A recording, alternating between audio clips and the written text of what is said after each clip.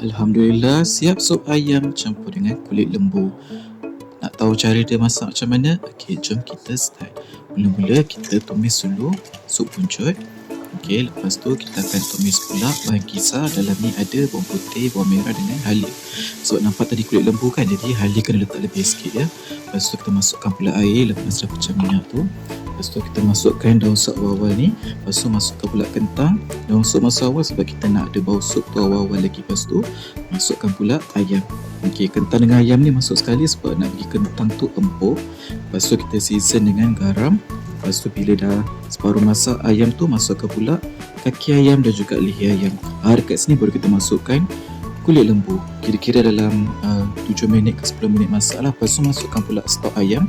Saya tak tambah benda lain lah, saya tambah stok ayam dengan garam saja. Lepas tu kita hiaskan dengan daun sup. Okey, dah siap, simple je, senang nak buat kan. Lagi-lagi kalau musim hujan ni, makan dengan sambal belacan, makan dengan kangkung ke apa, memang best. Selamat bercuba.